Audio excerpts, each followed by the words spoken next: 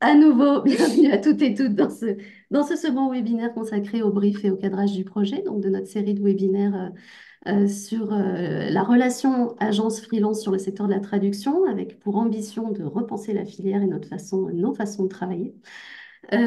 Pour commencer cet échange, un petit retour sur le premier webinaire, à commencer par tout ce qui a été très positif dans cette rencontre, à savoir votre présence à toutes et toutes, plus de 400 inscrits à ce premier webinaire, de nombreux retours par la suite, 270 personnes connectées au direct et plus de 66 questionnaires remplis. Donc on a pu déjà commencer à recevoir vos suggestions, vos impressions par rapport à cette initiative et c'est extrêmement précieux. Donc un grand merci à toutes et tous pour votre mobilisation autour de cette thématique.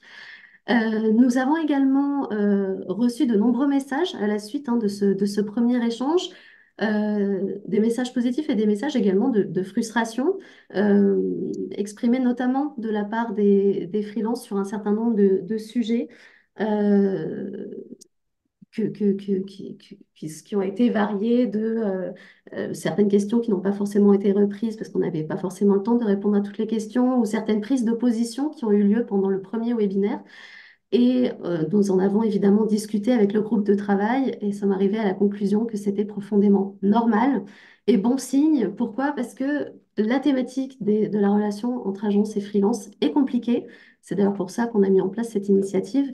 Et c'est normal de ressentir de la frustration, de l'énervement même par rapport à certaines prises de position. Nous sommes des acteurs tous très différents. Nous n'avons pas la même vision du métier. Et donc nous sommes là aujourd'hui pour en discuter et pour ouvrir le dialogue. Ce qui m'amène à parler d'un deuxième point important. Tout ne se joue pas pendant les webinaires. Ces webinaires ont pour vocation d'ouvrir le dialogue, de soulever les questions, de clarifier certaines choses, mais en aucun cas de répondre à toutes les attentes pendant cette heure et demie. Une heure et demie, c'est très très court.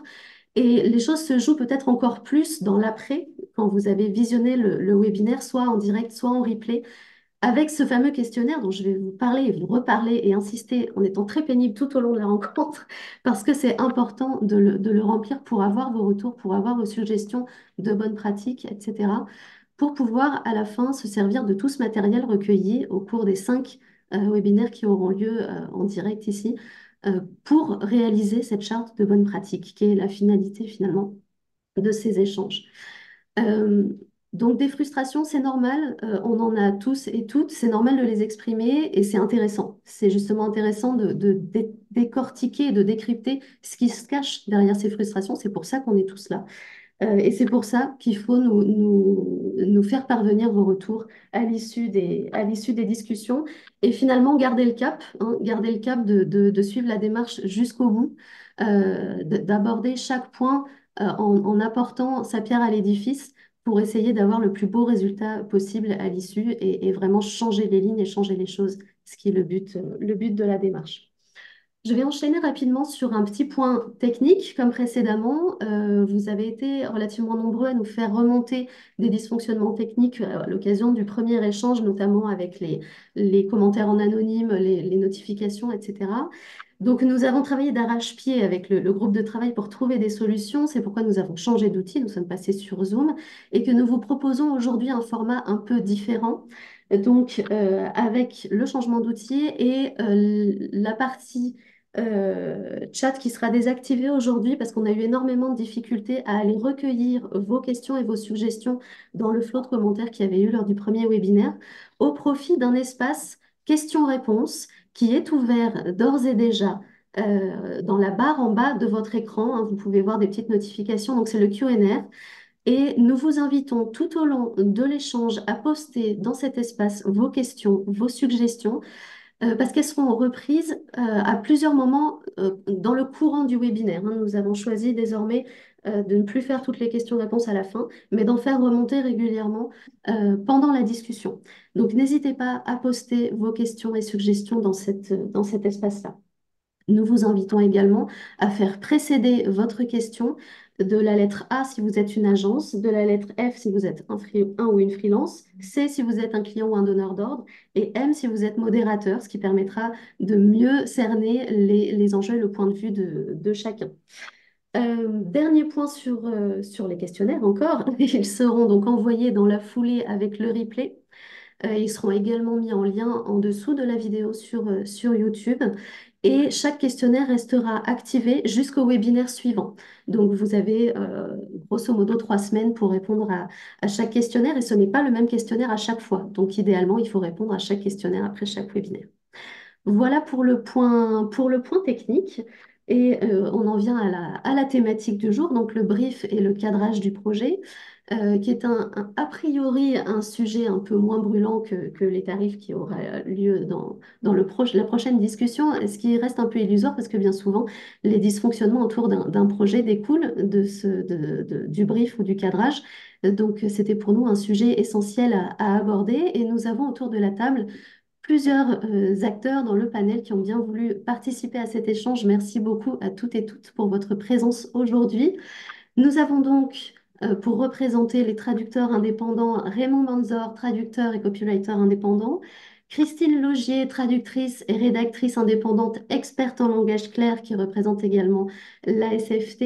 Côté agence, nous avons Andrea Caroline Marangolo, cofondatrice de l'agence légale de 130, Mélanie Pierrot, chef de projet chez Glim, et nous avons une personne joker, c'est ainsi que nous les avons surnommés, en la présence d'Armel Jacquelot, qui est donneuse d'ordre, donc qui a pour habitude de commander régulièrement auprès d'agences comme de freelance des prestations de traduction et de rédaction et qui est directrice marketing chez ISDI, un groupe espagnol spécialisé dans la formation et le numérique en particulier. Je vais laisser chaque participant vous présenter son domaine d'expertise et son positionnement pour commencer. Je vous laisse vous lancer. Je commence alors. Bonjour à tous. Donc, je m'appelle Andrea Caroline Marangolo. Moi, je suis issue d'une formation, une double formation juriste-linguiste. Par la suite, j'ai intégré une agence de traduction assez connue qui s'appelait d'ailleurs HL Trad, qui était une agence de traduction spécialisée dans le juridique et le financier, pendant laquelle j'ai été pendant des années chef de projet. Et cette société a ensuite été rachetée par une autre plus grosse avec d'autres façons de voir les choses que j'ai quittées en 2020 pour fonder moi Légal 230 avec mes associés et qui est une agence de traduction spécialisée dans le juridique. Donc tout ce que je vais pouvoir dire au cours de ce webinaire aura seulement trait à ma particularité de client qui sont les avocats, les notaires et les huissiers. Et donc forcément, ça va être ma vision très axée sur le juridique et sur aucun autre domaine. Voilà pour moi. Merci Andrea. Donc, je veux bien continuer. Donc, Mélanie Pierrot, je suis traductrice de formation et actuellement chef de projet du coup dans une agence de traduction basée à Sophia Antipolis, Glim. Donc, nous, on n'est pas spécialisé dans un domaine particulier. On fait trois surtout domaines en majorité. C'est le juridique, tout ce qui est marketing rédactionnel et le médical. Donc, à côté de ça, je donne également des cours à l'Université de Toulon en traduction et en gestion de projet. Donc, moi, mon positionnement, ce sera en tant que chef de projet pour voir justement qu'il y a aussi une grande difficulté de notre côté à avoir des briefs clients. Bonjour à tout le monde. Alors moi je suis donc Christine Logier, traductrice de l'italien et de l'anglais vers le français. Je suis membre de la SFT depuis 2008 et je traduis essentiellement pour des maisons d'édition des beaux livres, essentiellement autour des thématiques de la musique, de la gastronomie et en tout cas tout ce qui est culturel. Et au fil des années, j'ai eu envie et besoin de rajouter des cordes à mon arc pour continuer à travailler. Et j'ai donc décidé de me former je suis devenue rédactrice spécialisée dans les contenus pour le web. C'est-à-dire que j'écris j'optimise des contenus pour les sites web, pardon, des livres blancs, des articles de blog. Et depuis le printemps 2024, j'ai aussi créé mon organisme de formation qui est désormais certifié Calliope. Et à travers cette offre, mon objectif, c'est d'aider les entreprises et les freelances à améliorer leurs compétences rédactionnelles grâce notamment aux techniques d'écriture en langage clair telles qu'elles sont établies par la norme 24495. Voilà, et dans l'exercice de ces trois métiers, j'ai toujours eu besoin d'un brief comme un outil de travail indispensable et donc je suis ravie de rejoindre cette discussion. Merci beaucoup, Christine. Tu veux y aller, Raymond? Armel, ou je me lance? Allez, Raymond, comme ça, C'est moi, je me lance. Alors, Vas-y. moi, je suis traducteur de formation. J'ai fait l'ITIRI à Strasbourg. J'ai fini en 2012. Je me suis lancé en freelance tout de suite et je me suis spécialisé dans le médical pendant une décennie. Je suis aussi copywriter depuis un peu plus de 3 ans. Et je m'oriente plus vers des clients qui luttent pour un monde plus vert et plus juste. Euh, et voilà, pour moi, ça me semble bien. Merci, Raymond. Et Armel, donc. Alors, Armel Dixit le Joker, du coup, sur cette table ronde. Merci d'accueillir un Joker, du coup, sur ce petit échange tous ensemble. Donc, responsable marketing chez ISDI, je suis basée à Madrid depuis 15 ans. Et de par mon profil, du coup, j'ai toujours été sur des projets d'internalisation, de développement à l'international. Donc très vite, marketing, donc traduction, donc stratégie de contenu à l'international, donc positionnement adapté, etc. Donc c'est un monde dans lequel je baigne depuis assez longtemps. Donc j'ai vu vos professions évoluer. J'ai testé différents schémas, freelance, agence, en travaillant dans un pays ou dans l'autre, parce que certaines fois on est un peu happé par le prix, en se disant non mais moins cher, ça sera mieux, mais en fait c'est pas toujours vrai. Voilà, donc aujourd'hui, je suis contente de pouvoir échanger avec vous tous sur bah, voilà, la partie peut-être plus, comme vous appelez, donneur d'ordre, mais c'est surtout comment travailler ensemble pour atteindre les objectifs qu'on peut avoir au niveau business, au niveau enjeu d'entreprise.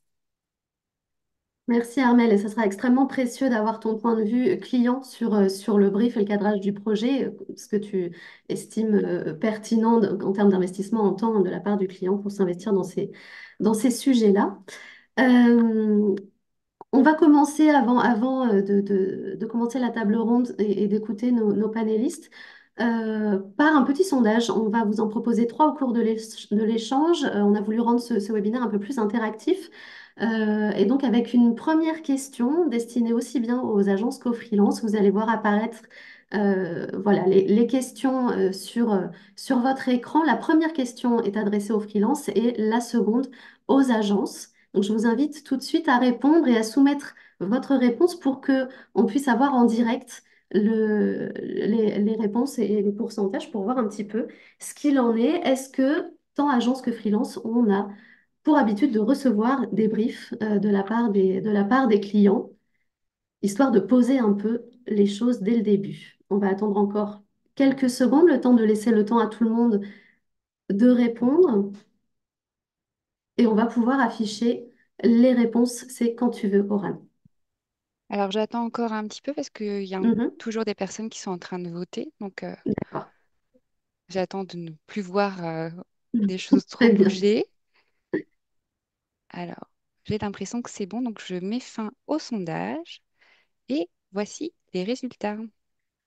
Alors, on a très peu sur le toujours, hein. Donc, toujours, on n'est pas dans le cas le plus, en tout cas pour les freelances, sur la première question. Et on est sur des choses assez, 29, 30 et 30% autour du souvent, parfois, rarement.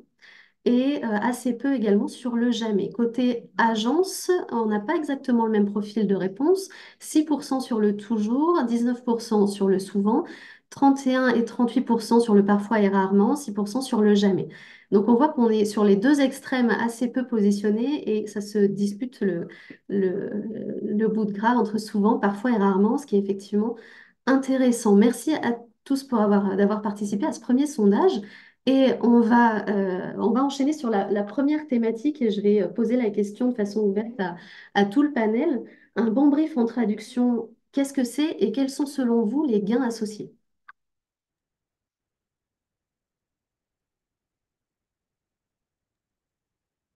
Bon, je me lance aussi en première. Vas-y. Pour moi, un bon brief, c'est avoir tout simplement des informations au stade où on en est, nous, en tant qu'agence de traduction juridique. Le peu d'informations que l'on arrive à glaner, c'est déjà énorme pour nous. C'est avoir des informations qui nous permettent d'établir un devis qui soit juste, qui soit correct pour le client, c'est lui proposer la meilleure offre. C'est s'assurer que le rendu sera de qualité et c'est également pouvoir transmettre le plus d'informations possible de contexte au traducteur. Maintenant, comme je l'avais déjà dit, on a très très peu d'informations, nous, de notre côté, en général, par le client. Donc, le peu qu'on a, ça constitue déjà pour nous un bon brief parce qu'on fait avec rien, on fait un tout petit peu. Donc voilà pour ce qui est de ma part. Super, merci André. Effectivement, on va revenir sur les difficultés rencontrées par chacun hein, par rapport au brief et au cadrage. Raymond, quelle est ta vision d'un bon brief? Bah, je pensais, Mélanie, tu as levé ta main d'abord, je pense. Oui, oui, mais je te laisse la parole, pas de souci. Un bon brief, c'est quelque chose qui explique pourquoi on traduit le texte, pour qui on traduit le texte, dans quel contexte cette personne va lire le texte. Et Mhm, souvent, qu'est-ce qu'on veut obtenir du texte? Est-ce qu'on veut que le lecteur ou la lectrice fasse quelque chose, comprenne quelque chose, réagisse, s'abonne, etc. Donc, savoir pourquoi et dans quel but on crée le texte. Pour moi, c'est essentiel de savoir. Sinon, je sais pas, ça influe complètement sur les choix de traduction. Et aussi, d'un autre côté, avoir un brief, c'est comme presque un contrat avec des critères, un cahier des charges qui permet, après la livraison, de savoir si on a bien coché toutes les cases ou pas. Et s'il y a des retours négatifs, pas justifiés, on peut dire, mais attendez, vous avez dit, vous voulez ça et pas autre chose. C'est ça qu'on a livré. Donc, ça permet un peu de se protéger aussi.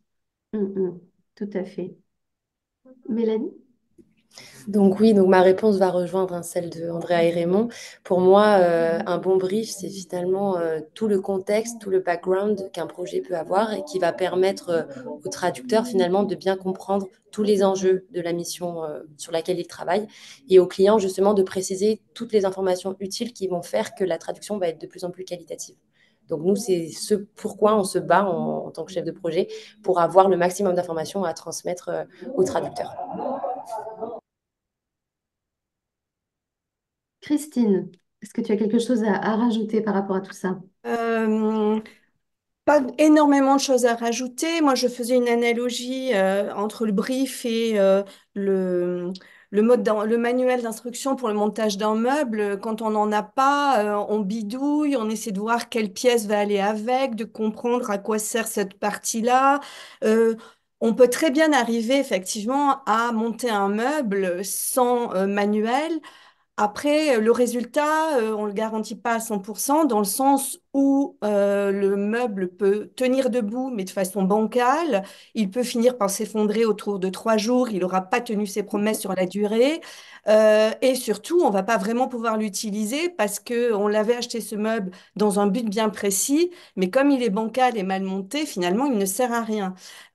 Donc, en fait, un brief, ça a quand même toutes ces vertus-là, ces fonctions-là.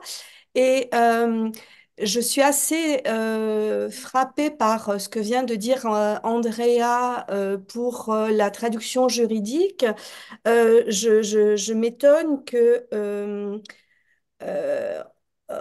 vous n'arriviez pas à obtenir, je ne dis pas que vous ne faites pas ce qu'il faut pour y arriver, hein, mais je me dis que comment vous faites pour vous protéger, justement, comme le disait Raymond, si vous n'avez pas un brief détaillé au départ de la part de votre client, vous avez quelque chose de très général, de très succinct. En cas de litige, en fin de mission, en cas de problème par rapport à la traduction que le client peut refuser, euh, comment vous faites pour vous protéger, protéger votre agence? Parce que nous, en tant que freelance, quand on travaille avec des clients directs, justement, le brief aussi, comme l'a très bien dit Raymond, ça sert exactement aussi à ça, c'est à savoir borner bien correctement notre mission pour évidemment en premier lieu y répondre le mieux possible, parce qu'on a envie de faire ça en premier lieu, mais aussi pour se protéger en cas de litige et pouvoir dire au client, bah, écoutez, on avait décidé de tel et tel et tel point, c'est ce qu'on a fait. Si vous voulez qu'on reprenne les choses, on repart sur une autre mission où on veut bien y réfléchir ensemble, voilà. Mais on a une base pour faire ça. Je ne sais pas du coup comment vous faites. Alors, nous, pour lorsque les clients ne souhaitent absolument pas nous fournir de briefs, nous fournir d'informations, on fait avec la connaissance globale que l'on a de ce client-là. C'est un client que l'on connaît depuis des années, on connaît tous les contacts dans ce cabinet, donc on sait globalement ce que le client attend de la traduction finale. La plupart du temps, on leur soumet des lexiques à valider pour s'assurer que la terminologie soit respectée, elle lui convienne, que les termes définis employés lui conviennent. On essaye de lui poser des questions sur la double case, sur ce genre de choses.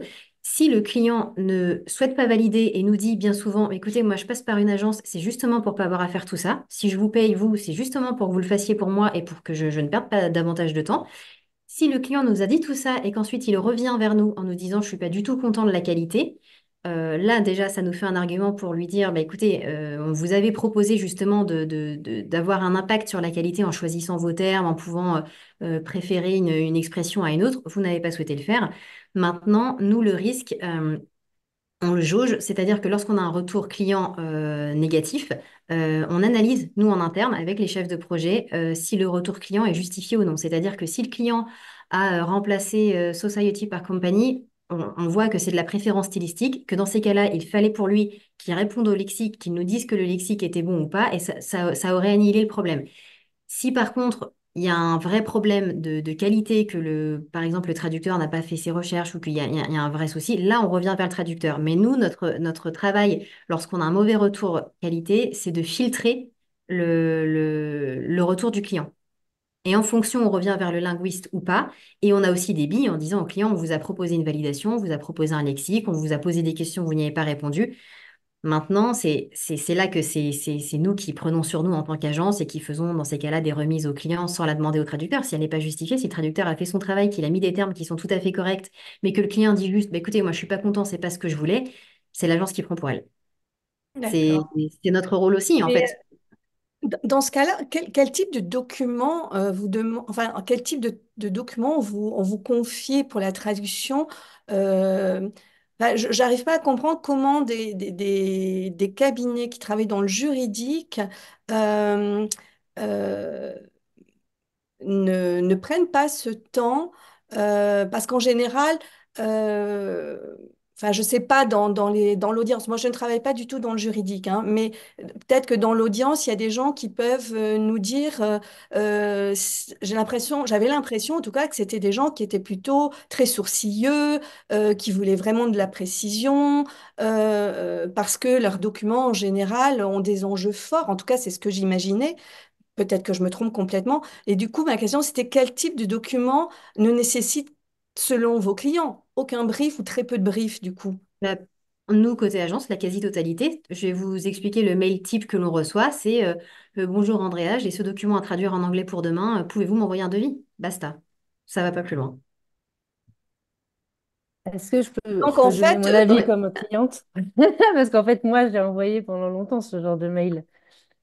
Et en fait, d'un point de vue client, lorsque c'est pas son métier ou lorsque c'est un métier qu'on ne connaît pas, la traduction, on n'imagine pas que les choses puissent se traduire de différentes façons. Donc, en fait, un mot, c'est un mot et c'est à vous de trouver l'interprétation correcte. Et en fait, moi, je voulais revenir sur le fond et la forme du brief. Parce qu'en fait, je pense qu'il y a beaucoup de façons de faire un brief. Moi, par exemple, j'ai besoin d'intégrer mes traducteurs dans ma stratégie marketing. C'est-à-dire que facilement, je les mets dans des réunions avec les équipes, justement pour qu'ils s'imprègnent de tout ça. Alors par contre, si on me donne un Excel avec des mots à faire, un glossaire, un machin comme ça je ne le fais pas parce que j'ai pas le temps, parce que ça me paraît un exercice compliqué. Mais après, je comprends l'utilité. Mais je me souviens très bien les premières années, où c'était quand même un métier que je découvrais un peu, je me disais, bah, qu'ils cherchent eux, je vois pas l'intérêt. Je me souviens très bien de ces Excel. Mais alors, par contre, volontiers, je les mets dans des réunions et finalement, ce qui est important, c'est que cette personne, elle l'intègre. Alors, ça dépend de la quantité de traduction qu'on fait, ça dépend de l'implication que ça va avoir dans la stratégie, etc. Mais cette personne, elle s'imprègne du langage interne ou du langage qu'on veut utiliser en externe. Et finalement, c'est comme ça qu'elle va avoir la capacité de poser les mots justes. Mais très souvent, je pense que le client est assez maladroit dans sa demande parce que, pas plus tard qu'hier, quand j'ai dit à mon mari que j'avais participé à cette table ronde, il me dit, oula, les traducteurs, ils ont des soucis à le faire avec ChatGPT. Et j'ai dit, mais t'as rien compris. Justement, ChatGPT, il va jamais comprendre ta stratégie. Mais voilà, le commun des mortels, c'est ça. Et lui aussi, il a eu affaire à des traductions, etc. Mais il s'est jamais posé la question de jusqu'où pouvait avoir l'importance des mots, l'importance des mots justes, et comment ces mots justes permettaient de gagner du temps, d'être plus performant, d'être plus près du message de son entreprise, etc. Mais en marketing, on a la même... on a la même pression d'un chat GPT par rapport à nous, nos compétences linguistiques.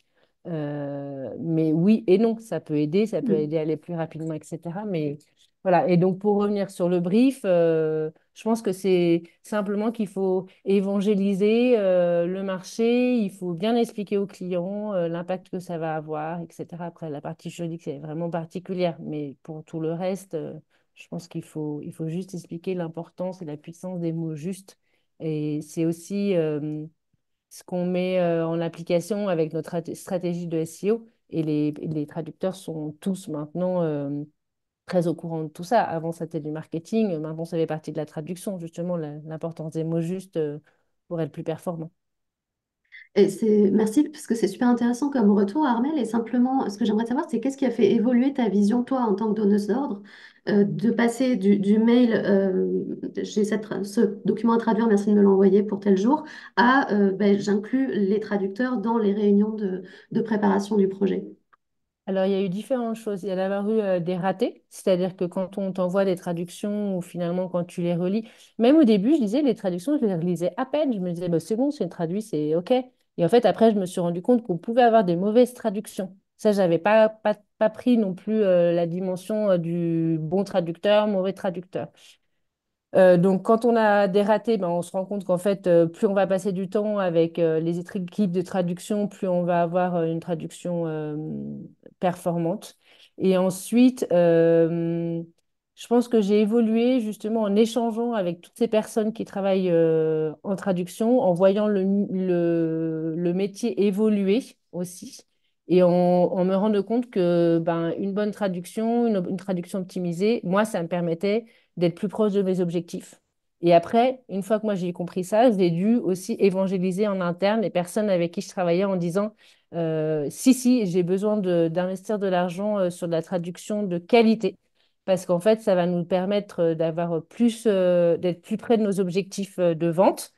Donc ça, on peut pas le faire. Surtout, moi, je suis basée en Espagne, hein, donc on a vraiment accès à des traductions qui sont vraiment pas chères, des agences qui coûtent la moitié des prix dans l'Espagne. Donc ça serait beaucoup plus facile pour moi de faire ça avec des Espagnols.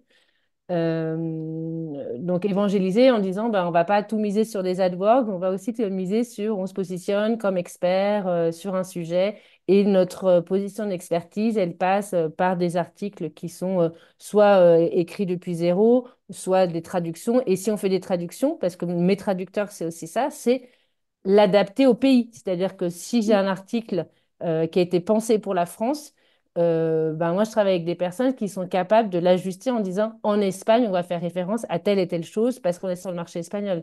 Et en fait, la personne voilà, qui est responsable de ça, une fois qu'elle a compris la stratégie, qu'en Espagne et en France, les dimensions stratégiques n'étaient pas les mêmes, eh ben, ça va rouler. On va pas faire référence à telle et telle personne, à un Pedro Sanchez sur un article en français, parce que les gens vont dire, mais c'est qui? Alors, on fait une référence. Mm.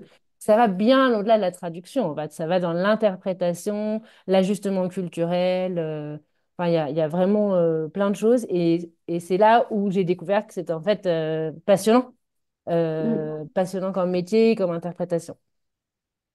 Effectivement, et on voit du coup que ce travail d'évangélisation, finalement, du client, il se fait à tous les niveaux, donc du freelance par rapport aux clients finaux, aux agences, des agences par rapport aux clients, et des clients sensibilisés en interne qui ont besoin de vendre leur budget et de justifier qu'on va investir sur des services de traduction qui coûtent un peu plus cher parce que meilleur résultat et également, et je rebondis sur ce que tu disais sur la qualité des traductions, quand tu reçois des traductions qui selon toi sont pas à la hauteur de ce que tu attendais, il y a plusieurs questions à se poser. C'est est-ce que le traducteur a mal compris le besoin ou est-ce que l'absence de brief fait que le résultat n'est pas à la hauteur des attentes? Donc ça, effectivement, on va en reparler. Et on va se pencher un peu plus dans le détail sur les problèmes rencontrés. Donc, ils sont variés hein, par rapport au brief, mais ils aboutissent généralement tous au même résultat, c'est que le résultat n'est pas à la hauteur des attentes et que ça génère beaucoup de frustration de part et d'autre. Et comme l'évoquait effectivement Raymond, Christine, ça peut mener à des situations de litige. Donc, il y a vraiment un gros impact du brief et du cadrage du projet sur la relation de travail également entre agence et freelance.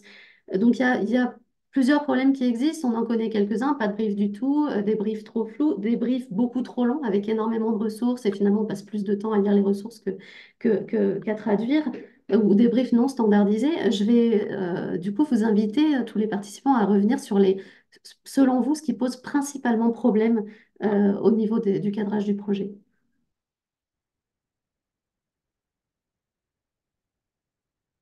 Et peut-être Mélanie pour commencer?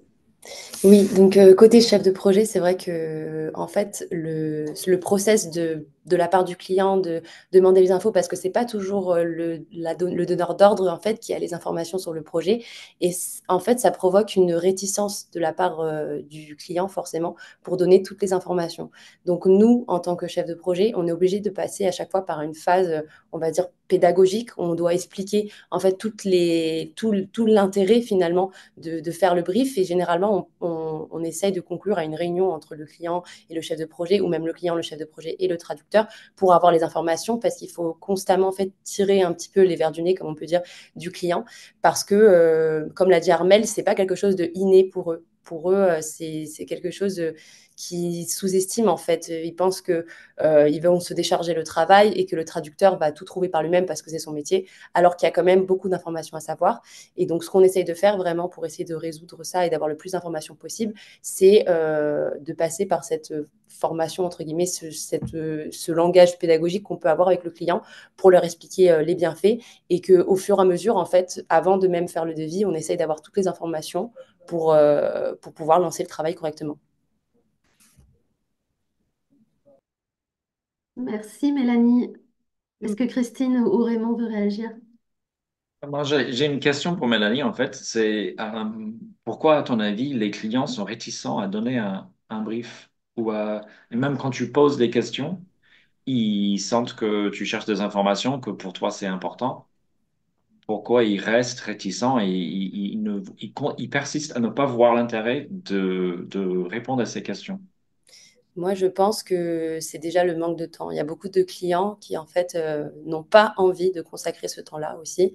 Et comme je disais, qui ne sont pas forcément l'interlocuteur principal. Donc, ça sous-entend qu'ils doivent demander les informations à une autre personne qui est parfois dans un autre service. Et comme c'est une grande entreprise, ils ne sont pas en contact tous les jours ensemble. Et je pense que le temps fait beaucoup les choses, malheureusement. Enfin, dans le mauvais sens du terme, là, pour le coup, parce que ils n'ont pas envie de se prendre la tête avec tout ça. Et parfois même, nous, on est déjà arrivé dans des positions où en fait, le client a choisi un autre prestataire parce que ce prestataire n'a demandé aucune question et que lui a dit OK, je vous fais le travail, il n'y a pas de souci, et je vous livre à temps. Et voilà. Et donc, du coup, nous, en fait, on se retrouve finalement délaissés parce qu'on a fait notre travail, on a essayé de demander les questions, on a essayé d'avoir tout le contexte possible et le client n'a pas, des fois, ne trouve même pas l'intérêt. Hein. Franchement, c'est pour ça que je disais qu'il fallait des fois envoyer la pâtée, si on peut dire, pour pouvoir leur expliquer pourquoi c'est très important. Parce que certains clients, pour eux, c'est maintenant, vous êtes traducteur, c'est à vous de choisir les bons mots, c'est à vous de choisir ce qu'il faut savoir, c'est vous qui devez vous adapter selon la cible. Et donc, il faut essayer de tirer les informations à chaque fois, et c'est là la difficulté. Oui, si je peux me permettre d'intervenir, je rejoins à 100% Mélanie sur le sujet. Ça m'est arrivé pas plus tard que cette semaine. Un client nous envoie un mail à peu près complet pour une fois, avec des légalisations à faire, pas mal de choses, et ne comprenant pas pourquoi il fallait telle apostille pour tel pays, alors que le document était dans une autre langue, alors ça n'avait pas trop de sens. On a essayé de gratter un peu, de lui poser des questions, et la cliente m'a répondu très honnêtement. Honnêtement, j'en ai aucune idée. J'ai juste copié-collé le mail que j'ai reçu de ma direction qui a reçu ce mail d'un autre pays. Donc en fait, c'est-à-dire qu'ils n'ont pas d'informations, ils n'ont pas forcément la possibilité d'aller chercher les informations. Et comme dit Mélanie, je pense que l'approche que l'on a, puisqu'on est agence, dans la tête des clients, et c'est un problème que les freelances n'ont peut-être pas, dans la tête des clients, le fait qu'ils passent par une agence et qu'ils monnayent ce service via une agence, c'est à nous de tout faire. Et en fait, ils se déchargent complètement sur nous, ne veulent pas prendre le temps de valider les lexiques parce que c'est pas leur métier, parce que ça les regarde pas, parce que c'est au traducteur de faire ça. Ils ne voient pas forcément le bénéfice que ça peut avoir pour eux. Et c'est en ça que je me dis, Carmel, c'est vraiment un joker, vraiment une cliente exceptionnelle parce qu'on a vraiment très peu, je ne dis pas qu'ils sont tous comme ça, mais on a vraiment très peu de clients comme Armel qui voient un peu plus loin que juste avoir ma traduction demain à midi, peu importe le contenu, peu importe ce que ça implique. C'est notre lot quotidien. Après, ça dépend de la typologie de client. Encore une fois, moi, je parle vraiment que dans le domaine juridique. Je pense qu'effectivement, dans le marketing, Armel n'a pas tellement le choix que de toute façon impliquer l'humain. Enfin, ça me semble juste la base. Mais dans le juridique, de plus en plus, on considère que c'est du temps perdu. On n'a pas le temps pour ça. On passe par une agence pour pas avoir à le faire. Débrouillez-vous. J'ai l'impression que c'est vraiment le débrouillez-vous qui revient de mon côté, en tout cas. Mm. Mais c'est pour ça que je pense que la notion de temps est très importante. C'est-à-dire que du côté client, enfin, on n'a jamais le temps, là, le temps de rien, on court, on est en réunion tout le temps, etc. Bon, tout le monde, hein. Mais donc, du coup, il faut trouver une façon de faire le brief agréable en disant, si vous voulez, on fait ça par téléphone. Et il y a des gens, par exemple, comme moi, où ça va être plus facile. Et puis, on va dire, OK, on fait ça par téléphone. Et ça va être une façon de s'ajuster. Après, effectivement, ça dépend. Moi, je parle plusieurs langues, je vis à l'étranger, donc je pense que c'est aussi pour ça que je sais la difficulté qu'on peut avoir certaines fois à trouver le mot juste pour. Il y a plusieurs façons de dire les choses. Tout le monde n'a pas cette dimension-là. Oui, tu étais déjà sensibilisée à ces Mm. thématiques-là. Et Christine, qu'est-ce que tu en penses, toi, par rapport à... Je rebondis sur ce que tu disais, Andrea, que c'est peut-être pas que les clients ont tendance à se reposer entièrement sur les agences et que c'est peut-être pas un problème que rencontrent les freelances.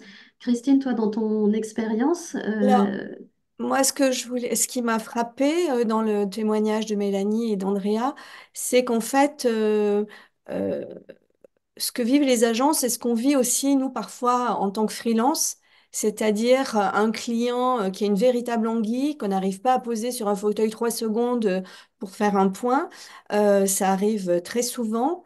Comme le disait Armel, je pense qu'il faut absolument qu'on réfléchisse aux moyens qu'on doit mettre en place pour justement arriver malgré tout à obtenir des briefs.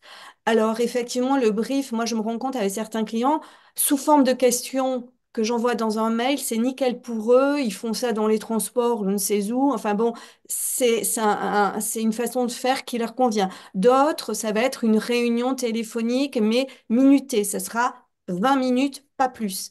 Donc, moi, je m'arrange pour me préparer un questionnaire très précis et pour que ce soit bouclé en 20 minutes. Il m'est arrivé, mais pas en traduction, mais plutôt en rédaction, effectivement, notamment pour comprendre euh, l'esprit, la culture d'entreprise d'un de mes clients, d'assister à des réunions des équipes marketing pour m'imprégner de leur langage, des besoins de leurs clients, enfin tout ce qu'on traite dans ces réunions-là. Et moi, après, en tant que rédacteur, ça me permettait de m'approprier, j'allais dire, la langue de l'entreprise. Mais en traduction, ça peut être la même chose. C'est aussi une façon de s'approprier les problématiques de l'entreprise. Euh, Ce que je découvre là et qui m'étonne, je suis quelqu'un qui s'étonne facilement sans doute, mais moi j'imaginais que les entreprises de traduction avaient une posture entrepreneuriale très forte et qu'elles faisaient en sorte de ne pas être traitées comme de simples exécutants. Là, de ce que Mélanie et Andrea racontent, je trouve ça douloureux parce qu'en fait, je trouve que c'est important aussi de faire un métier qui a vraiment du sens et qui a de la valeur? Et comment est-ce que quand on est, j'allais dire, traité de cette façon par des clients, comment est-ce qu'on fait pour garder du sens et de la valeur à ce qu'on fait? Et puis, bon, j'imagine quand même que tous vos clients ne sont pas comme ça et que vous avez quelques perles à l'image d'Armel. On veut tous travailler avec Armel, là, depuis 10 minutes. Mais parce que là, je trouve que, enfin, la façon dont vous en parlez, en tout cas, ça renvoie une image qui est, je trouve, une image dégradée euh, du métier et d'une entreprise de traduction à laquelle je m'attendais pas du tout. Voilà. C'est pas un jugement de valeur sur c'est nul, c'est pas ça. C'est juste que vraiment, je suis étonnée euh, de sentir dans votre discours cette relation client qui est juste qui vous saoule, qui ne vous convient pas. Alors effectivement, hein, il y a une réalité, il faut bien vivre, il faut machin, machin, il faut manger à la fin du mois, évidemment. Mais donc je me dis que sans doute on peut essayer de travailler ensemble et freelance et agence pour essayer de réfléchir à comment faire pour évangéliser ou en tout cas euh, apprendre à nos clients à mieux connaître notre métier et faire en sorte d'obtenir de lui les éléments qui vont nous permettre de l'exercer dans les meilleures conditions, pour lui et pour nous. Excellente conclusion, hein, Christine. C'est effectivement tout l'objet des webinaires, hein, de pouvoir mieux se comprendre pour mieux évangéliser auprès des donneurs d'ordre, hein. C'est tout l'enjeu. Andrea et Mélanie, est-ce que vous voulez réagir au questionnement de Christine? Oui, justement, j'ai levé la main pour ça, parce que donc là, ce que je décrivais, c'était les difficultés que l'on pouvait rencontrer en tant que chef de projet par rapport à la demande que l'on fait d'avoir des briefs clients. Donc c'est une réalité, mais par contre, justement, on se bat pour en avoir et c'est pas le cas de tous les clients, heureusement. C'est en fait, finalement, c'est la réalité à laquelle on est confronté, mais nous, ce qu'on essaye de faire à chaque fois, c'est justement de leur expliquer pourquoi, de essayer de leur faire des réunions, des appels téléphoniques pour qu'ils puissent comprendre l'intérêt. Et après, heureusement, au fur et à mesure, grâce à ces étapes-là, on arrive à avoir justement les infos que l'on a besoin et à construire la relation client. Ça, c'est vraiment, par contre, quelque chose que c'est notre but, en fait, finalement aussi en tant que chef de projet. Mais c'est vrai qu'on ne peut pas nier le fait qu'il y a quand même une réticence sur le marché de la part du client pour donner les informations parce que parfois, ils ne se sentent pas en capacité, ils n'ont pas le temps, ils n'ont pas envie, ils ont envie de se décharger. Et voilà, après, ça, c'est le cas de quelques clients. Mais heureusement, sinon, bien sûr, ce serait plus compliqué comme métier. On a quand même des clients qui jouent le jeu, comme Armel aussi, qui se rendent compte. Donc, soit c'est parce qu'on a réussi à leur montrer l'intérêt, soit c'est malheureusement parce que parfois, ils ont ils ont fait face à une traduction qui était de mauvaise qualité avec un autre prestataire, par exemple, et qui, du coup, ça leur a permis de leur faire réfléchir et de leur montrer finalement que oui, il y a un intérêt à ce brief-là. Mais encore une fois, c'est une part de clients, mais qu'on essaye justement tous les jours de éduquer, entre guillemets, pour avoir les informations dont on a besoin pour travailler correctement, et chef de projet et traducteur. C'est très rassurant. Non, non, parce que là, on Vraiment, parlait justement des oui, difficultés, mais voilà, mais effectivement, mais ça veut dire par ricochet que les traducteurs qui travaillent en freelance pour votre agence peuvent compter sur un brief ah quand oui, ils ont une mission à bien faire sûr. pour vous. Justement, en fait, c'est nous, là, ce que je décrivais, c'était la part chef de projet client. Donc, avant même que le traducteur entre en Oui, jeu, en oui, fait. bien sûr, ça j'ai bien compris. Ouais. Et Et tout ce processus-là. ces clients qui refusent les briefs dans votre carnet de clientèle, c'est quel pourcentage? C'est une majorité? C'est une minorité? Vous avez évalué ça ou Je pas? dirais bien, franchement, 20%, 20%. Et parce que je pense que, au contraire d'Andrea, par exemple, on a plusieurs domaines à notre arc dans l'agence de traduction. Donc, il y a des clients qui sont plus sensibles et sujets à ce type de demande, alors qu'en juridique, comme on a pu le voir avec Andrea, c'est une autre approche, je pense aussi, par rapport au brief, parce que pour eux, en fait, les huissiers de justice, c'est généralement, ou les cabinets d'avocats, ils ont pas pas le temps déjà. Et puis, ils ont besoin juste d'une traduction qui respecte, entre guillemets, le sens du fichier source. Et c'est tout. Ils cherchent pas de la littérature, ils veulent pas autre chose. Donc là, c'est justement avec cette partie de mes clients juridiques où j'ai le souci, surtout. Certains aussi dans les autres domaines. Et heureusement, on arrive à essayer de leur montrer l'intérêt et du coup, on arrive à avoir des informations. Mais c'est surtout côté juridique où on a le souci. Moi, je voudrais Pour toi, Andrea? rebondir sur, enfin, excuse-moi, hein, Lucie, je voudrais rebondir sur ce qu'a dit Mélanie. Effectivement, nous, c'est une majorité de nos clients. On a quand même quelques clients stars qui comprennent l'importance de nous faire un retour sur le lexique, de nous en dire un peu plus.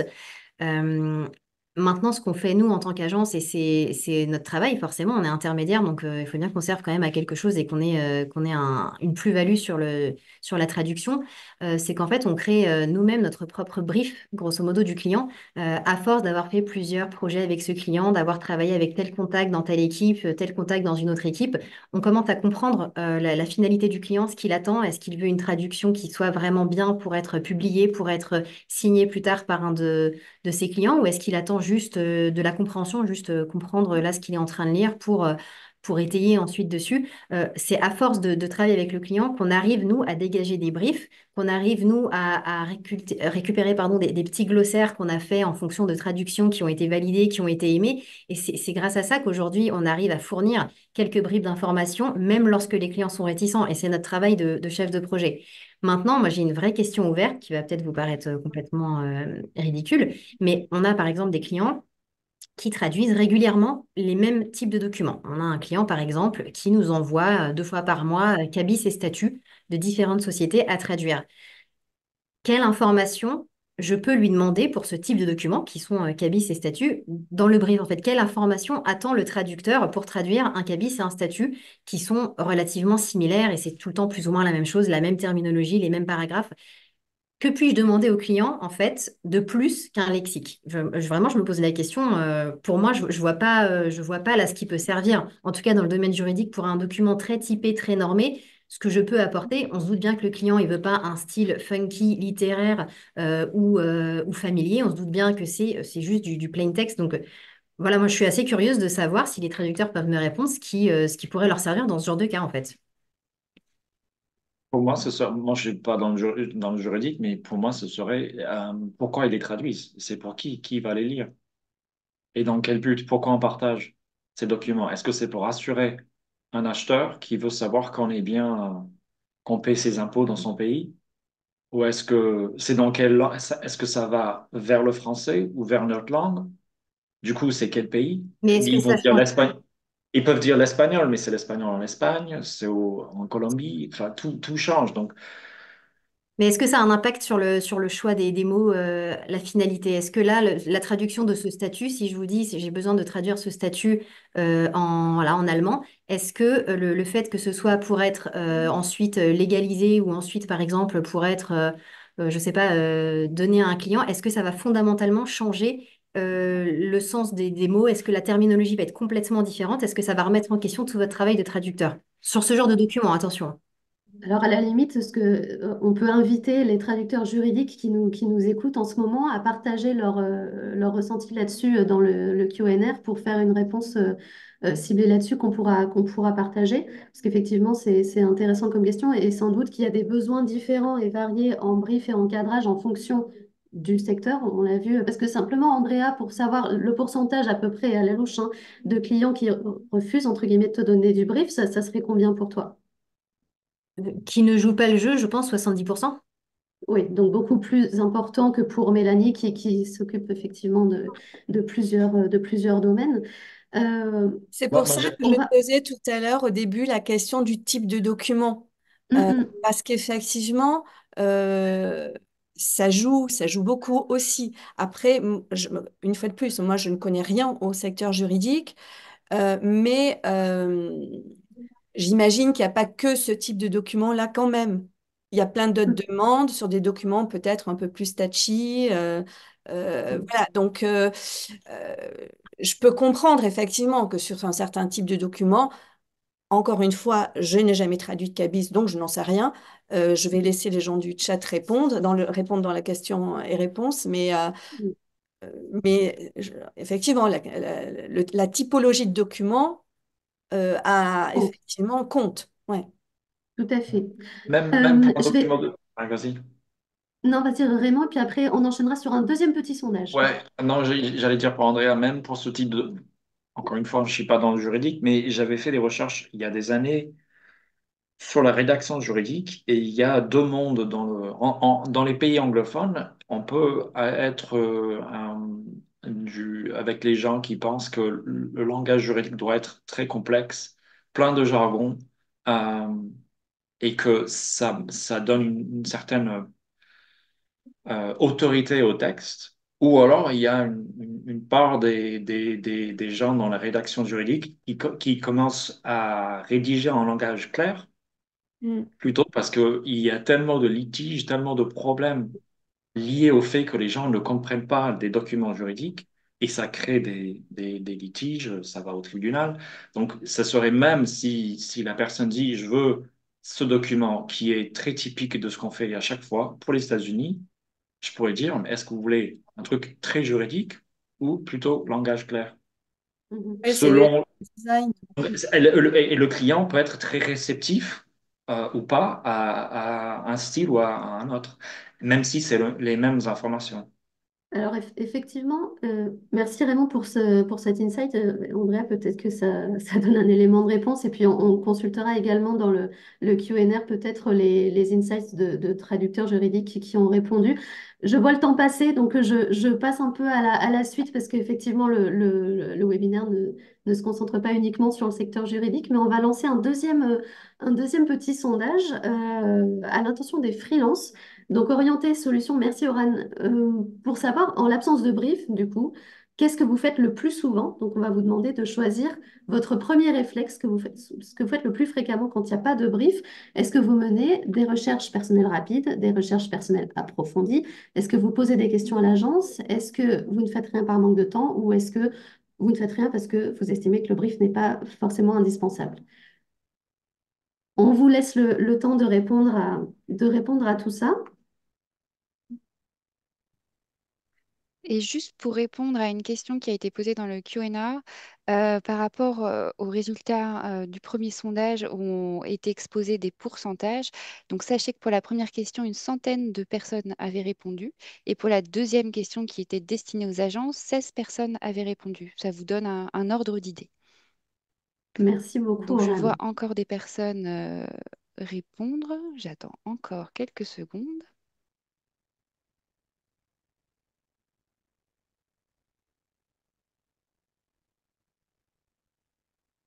Je vais mettre fin au sondage et je vous partage les résultats. Alors, on a une majorité de répondants qui posent des questions à l'agence, hein, 52%. Et donc Euh, juste 106 oui, répondants. 106 répondants. Super, merci beaucoup. Pratiquement aucun, rien par manque de temps et rien, le brief n'est pas indispensable. Deuxième réponse la plus cochée, à 30%, recherche personnelle approfondie. Ensuite, à 16%, recherche personnelle rapide. Donc, il y a quand même tout un travail de recherche qui est fait et le réflexe de poser en priorité des questions à l'agence. Ce On qui nous est signale aussi que c'est possible de faire plusieurs de ces actions, que poser des questions à l'agence n'empêche pas de faire des recherches et que souvent on cumule plusieurs solutions. Mais bon, l'idée c'était quel était votre premier réflexe. tout à fait, exactement. Et ça va être l'occasion de faire remonter quelques questions. Alors peut-être, donc je vais solliciter Lucille, Gaëlle et Maëlle. Peut-être déjà pour commencer, si vous avez peut-être un retour de traducteur juridique pour répondre globalement à la thématique, et ensuite enchaîner sur une ou deux questions par rapport à tous ces sujets-là.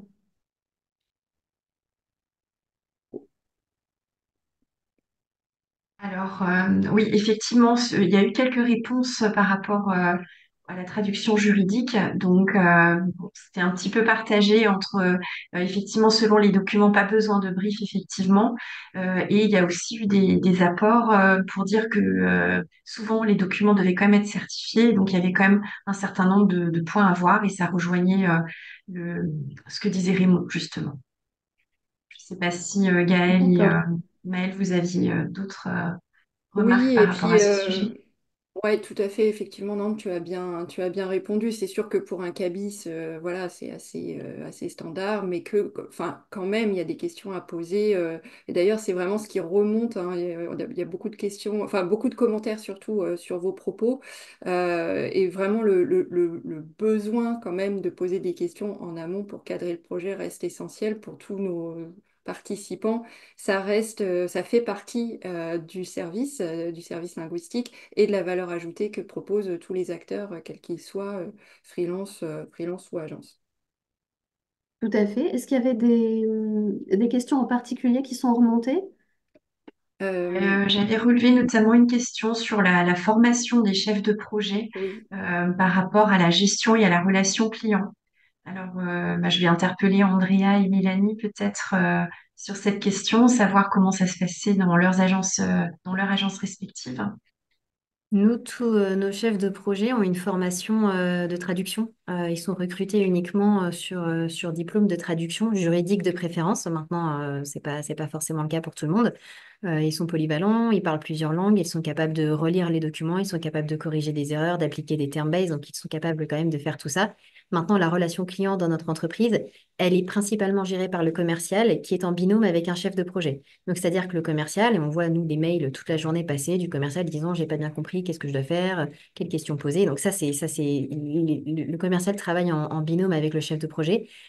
Les chefs de projet sont pas inexpérimentés, sont pas, voilà, nous, on a de tout âge chez nous. Moi-même, je suis chef de projet à mi-temps entre la gestion de la société et voilà, et la gestion des clients sur des clients un peu plus pointus qui demandent un peu plus de travail et de discipline.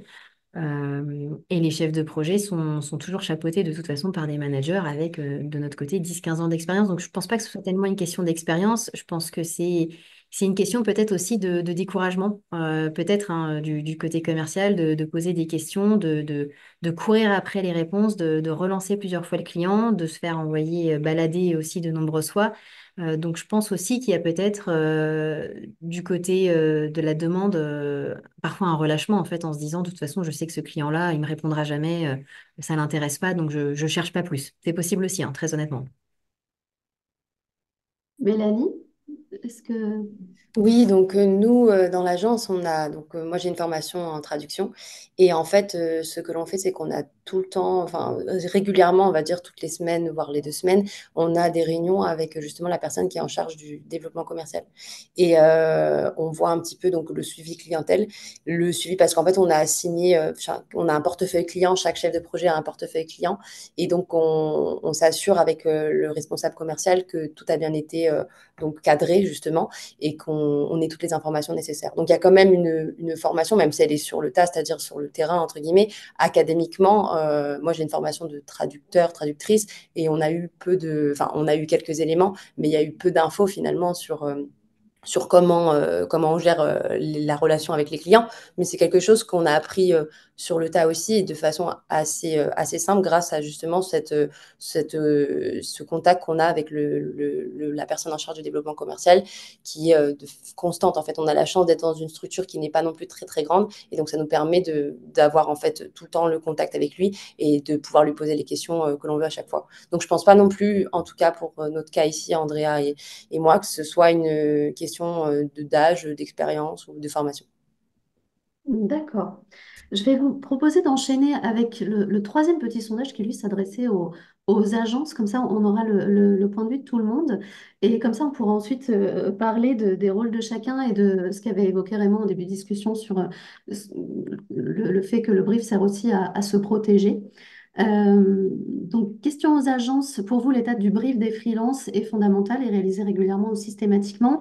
Utile, mais peu réalisable dans la pratique. Manque de brief du client, manque de temps. Assez peu utile, pas du tout utile. Donc, on a vu d'ores et déjà que ça peut varier en fonction des cibles, du domaine, etc. Mais globalement, pour les agences qui participent et qui nous écoutent aujourd'hui, quel est quel est votre point de vue?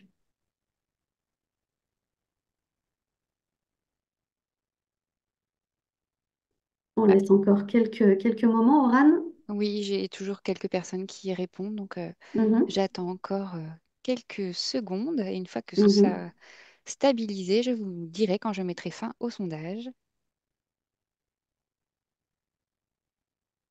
Je pense que tout le monde a répondu, donc je vais mettre fin au sondage. Donc 13 personnes ont répondu et je vous partage les résultats.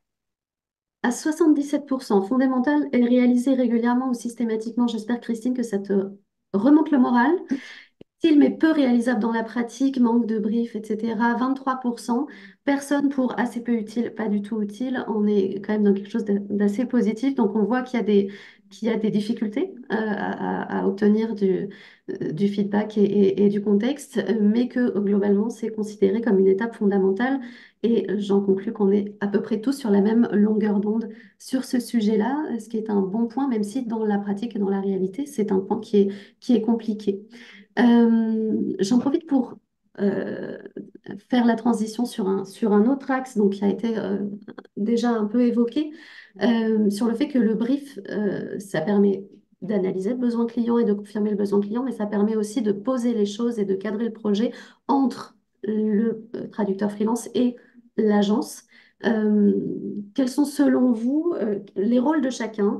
Et je vais peut-être poser une question idiote qui va paraître idiote, mais c'est à qui de faire le brief? Parce que c'est vrai que quand on ne reçoit pas le brief, quand un freelance ne reçoit pas le brief, qui fait le brief? Et quels sont les rôles de chacun finalement dans la réalisation de ce brief? Et on terminera avec Armel. Selon toi, quel est le rôle du donneur d'ordre dans l'élaboration des briefs? Je vous laisse nous éclairer sur ces questions-là, nos représentants freelance et agence, avant de laisser la parole à Armel.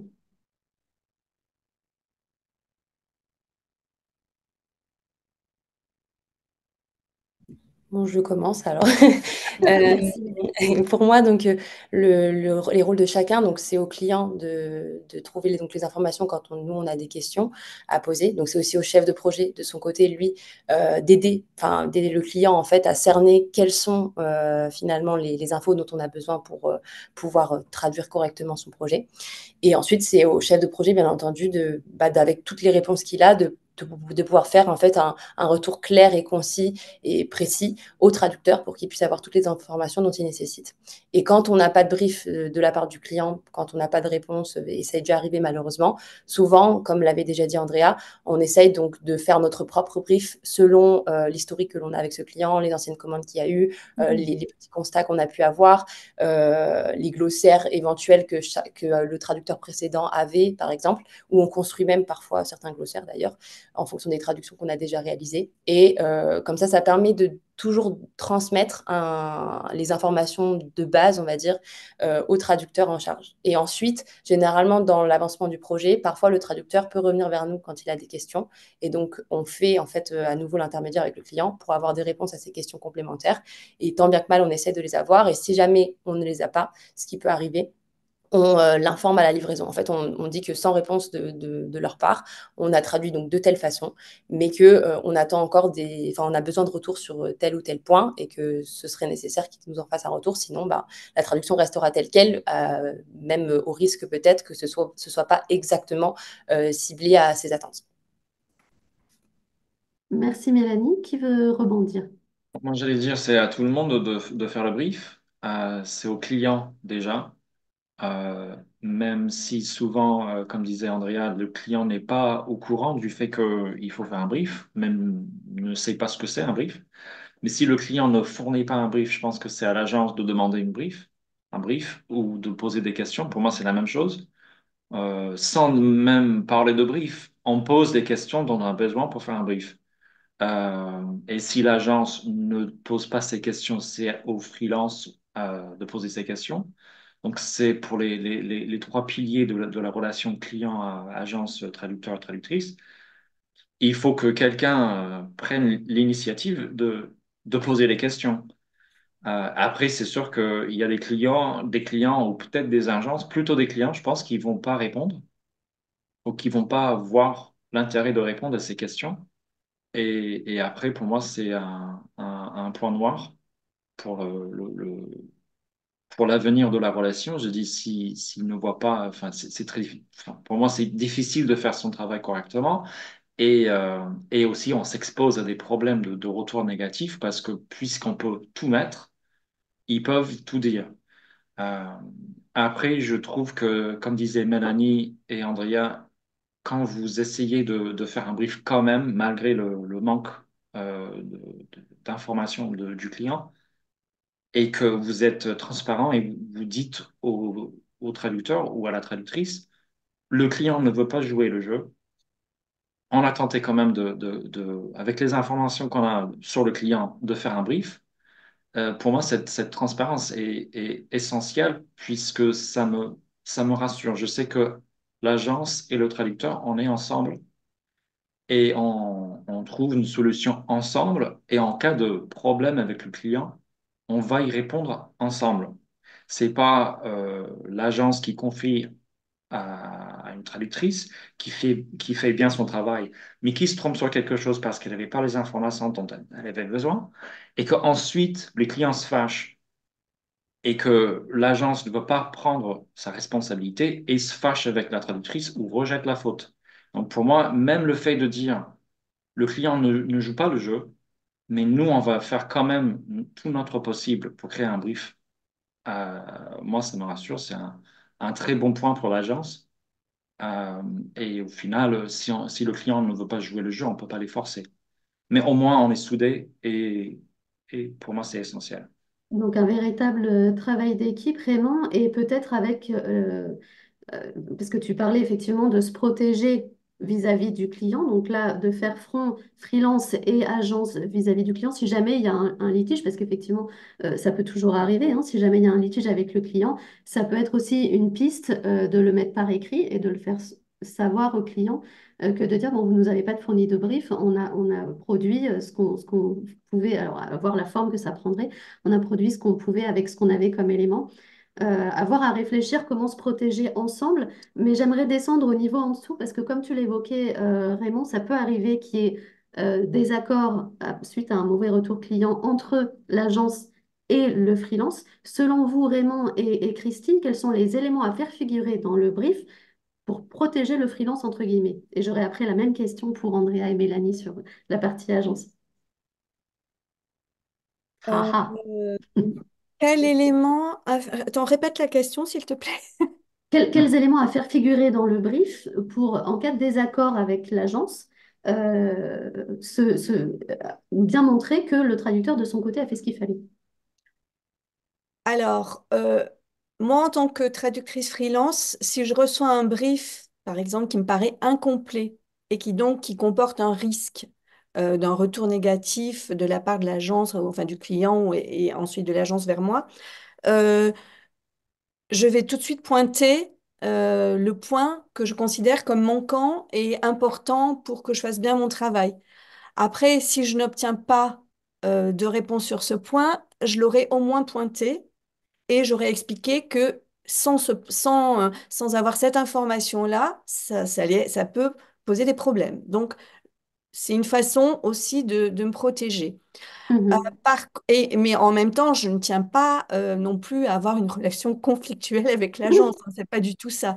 Euh, Parce que le maître mot, pour moi, c'est quand même la collaboration. Un bon brief, c'est un brief collaboratif.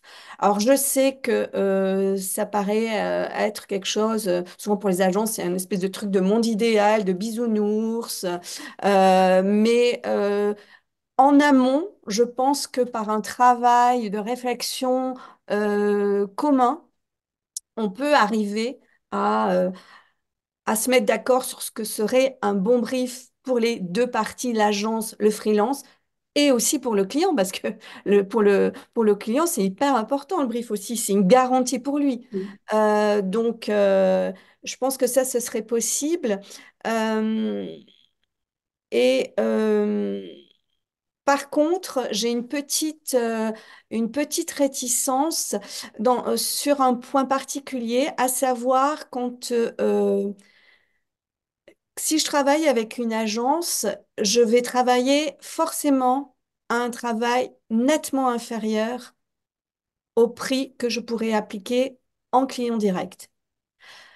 Donc, si en plus je me retrouve à devoir faire, entre guillemets, une partie du travail de l'agence en courant après un brief, en renvoyant des mails, en posant plein de questions sur un projet parce que le brief de départ n'est pas bon, je me dis, en fait, je perds de l'argent.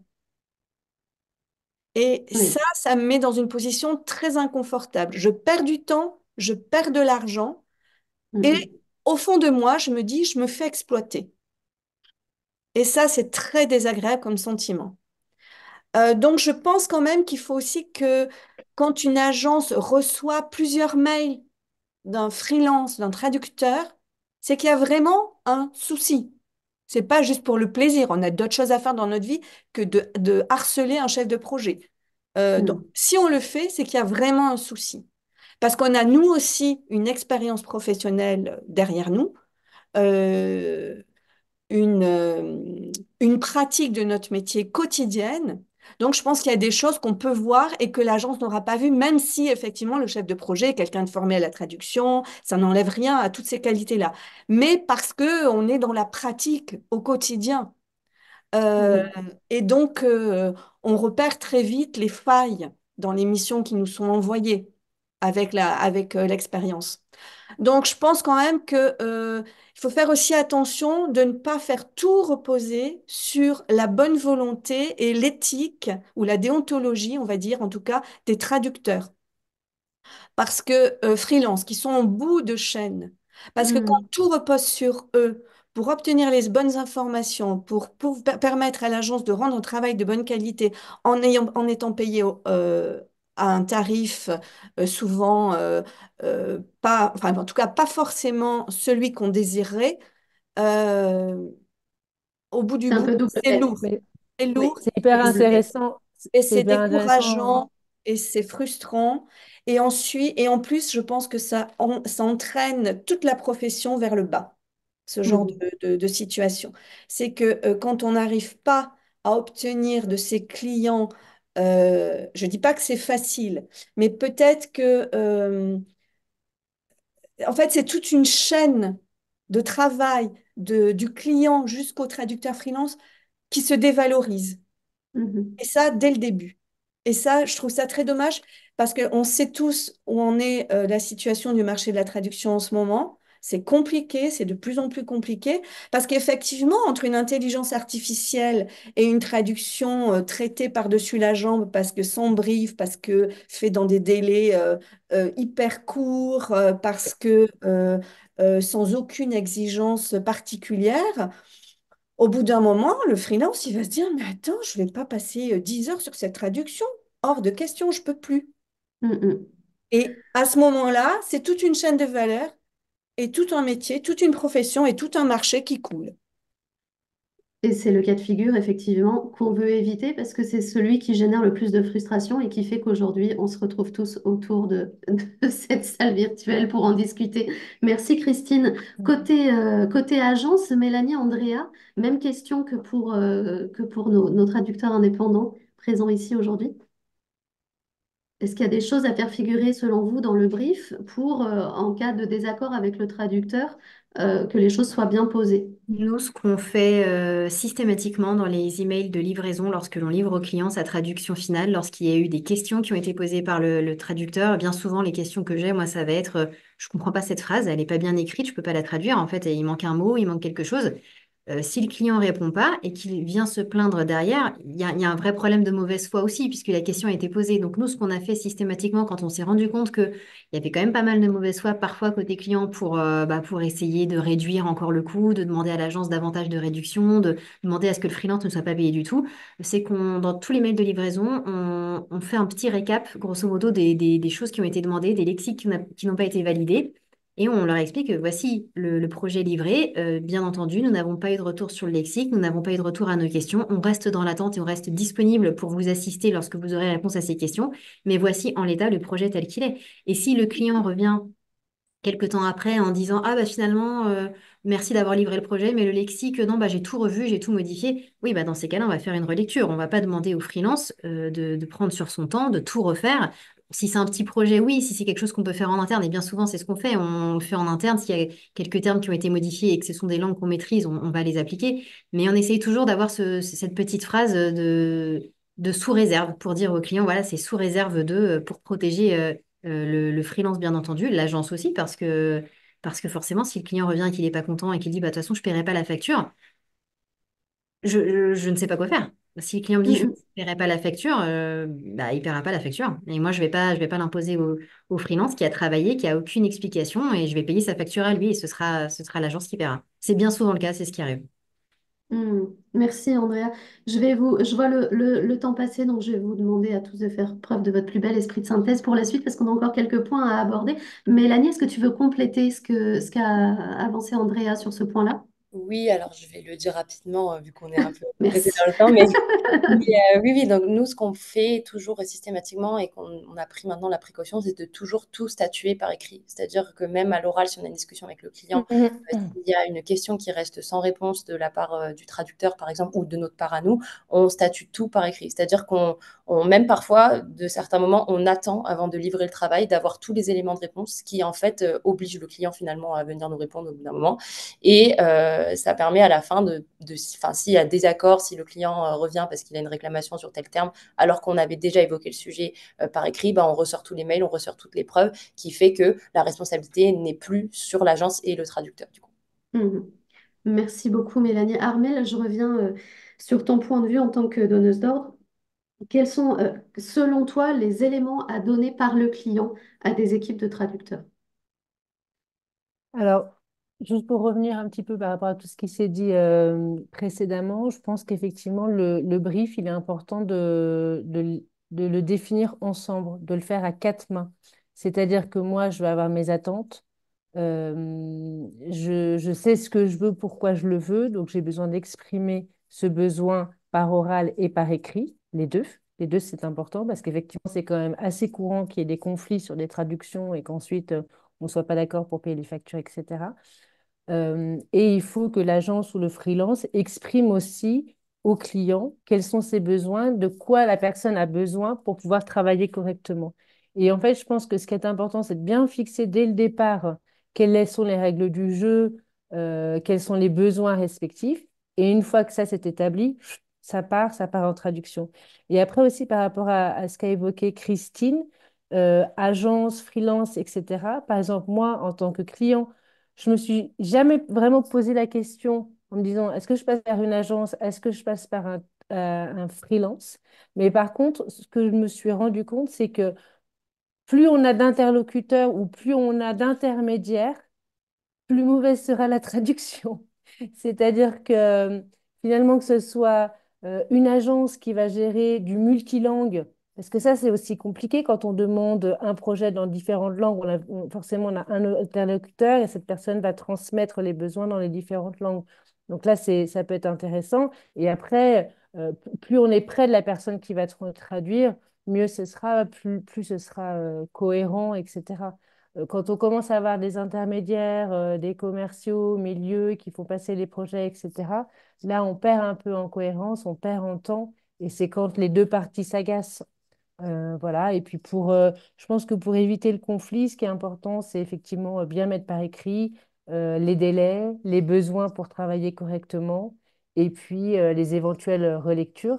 Mais j'ai envie de vous dire, les agences qui travaillent sur des choses créatives, avec lesquelles on travaille aussi beaucoup en marketing, toutes ces agences de com, elles ont les mêmes fonctionnements, c'est-à-dire qu'elles vont dire, je vous fournis ce template, cette créa, il y a deux, trois allers-retours qui sont possibles. Après, c'est fini. Donc, on ne peut pas indéfiniment demander des changements, etc. Donc, voilà, c'est la règle du jeu. Elle est très, très claire avec les agences. En général, on le sait. Et sur la traduction, c'est pareil. Donc, plus le brief sera cohérent à la base, plus le résultat se rapproche de ce que, on souhaitait. Et ChatGPT fonctionne de la même façon. C'est pareil. Plus on écrira correctement ce qu'on souhaite, meilleur sera le résultat. Donc, je pense que c'est de plus en plus simple à comprendre. Donc, bien poser les choses par écrit et, si possible, mettre en rapport. Oui, ChatGPT, ok, plus on lui explique les choses, plus il va bien écrire ou traduire, enfin, je ne sais pas très bien ce que tu voulais dire. Sauf que, comme on le disait au début, l'intelligence artificielle, oui, ou récemment, je ne sais plus, l'intelligence artificielle a quand même beaucoup de mal à intégrer du contexte, à Oui, oui, intégrer, bien sûr, je le disais euh, plutôt pour des et petites que, choses ponctuelles, des créations voilà, mais d'images ou parce des que choses comme ça, mais pas de la le traduction. rédacteur et le traducteur humain euh, a quand même une valeur ajoutée Bien sûr. importantes à apporter aux missions qui lui sont confiées. Alors, oui, évidemment, sur 3 fois rien. Mais le problème, c'est que le 3 fois rien, c'est que on est dans une période là où tout le monde s'habitue à la médiocrité.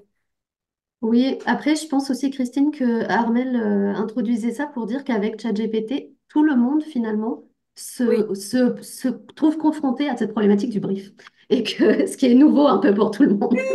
Oui, Et c'est ça, c'est s'aperçoit que c'est difficile. d'exprimer. Oui, oui, tout à fait. Exprimer par écrit Mm, ce qu'on a dans notre tête et si on souhaite une image avec telle et telle mm, chose, il faut le mettre par écrit. mm. Je pense que ça, Oui, je c'est plutôt comprends. quelque chose de Oui. bénéfique pour la société de dire, prends le temps d'expliquer ce que tu souhaites Mm, et mm. le résultat ne sera que meilleur. Et de le poser par écrit. Et effectivement, ce que je retiens aussi de ton intervention, Armel, c'est si possible de mettre en rapport, enfin, que le donneur d'ordre puisse être en rapport avec les personnes qui vont réaliser les choses et Ou qui puissent, le plus ou proche le plus proche, possible. ouais, c'est ça. Ouais, Mm, parce mm, qu'après, tout s'il y a à beaucoup fait. d'interlocuteurs, en fait, on perd un peu en cohérence. Et Oui. finalement, c'est là où on traduit que des mots et on traduit plus le Mm. contexte, l'enjeu, etc. Et ça se sent. Eh Ça oui. se sent quand, la... ouais, quand on commence à faire un peu téléphone arabe au milieu, c'est pas Mm. terrible. Ce qui est un équilibre difficile à trouver entre limiter le nombre des Mm, interlocuteurs pour ne pas perdre de temps et trouver en même temps le temps d'échanger sur les points essentiels. C'est mm. tout le savoir-faire finalement du chef de projet. Euh, je vais, pour conclure un peu toute cette discussion très intéressante et encore une fois, merci à tous et toutes pour vos insights et on va ensuite passer sur les questions, mais j'aimerais que chacun de vous me donne 3 exemples de questions clés ou de ressources à faire figurer dans un brief pour de la traduction. Si vraiment il y avait 3 choses à choisir, qu'est-ce que ce serait?